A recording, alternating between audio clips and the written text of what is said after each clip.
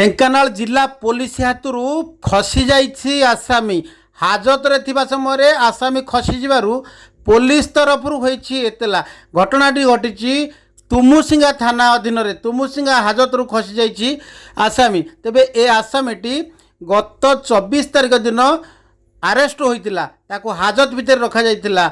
SI Sharda सामंत arrest करथिले। तेबे समस्त फॉर्मालिटी मेंटेन करी ताकू कोर्ट को पठाइबा पई सकाळुआ रेडी थिबा समय सकाळ 6:35 समय हाजत रु फेरार हो जाइतिबा एतलारे दर्शा जाइछि। घटनार जना पड़िछि जे तुमुसिंगा थाना बिजाडी जंगल रे 18 तारिख दिन निज स्त्री को गुड्डू प्रधान पत्थर रे छेची मारी देइतिला। परे ताकू ढेंकानाल हॉस्पिटल को नैतिला। परवर्ती मुहूर्त रे पुणी फेरार हो जाइतिला। गुड्डू प्रधान को अरेस्ट करथिला तुमुसिंगा पुलिस। हाजत रे थिबा समय संतोष साहू नामक एएसआई दायित्व रे थिले, डीसीओ दायित्व रे। केमिति खसिला गुड्डूर बयस मात्र 19 वर्ष।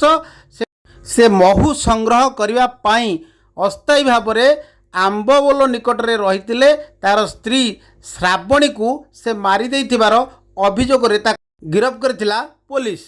असमर्थित सूत्ररु प्रकाश जे आसामी हाजत रे न थाई बाहर थिला एवं सेंट्री को पानी आनिबा को कही खसी जाइथिबा जणा पड़िछि। पुलिस पक्षरु मध्य गुड्डू को धरिया पाई टीम गठन होइछि।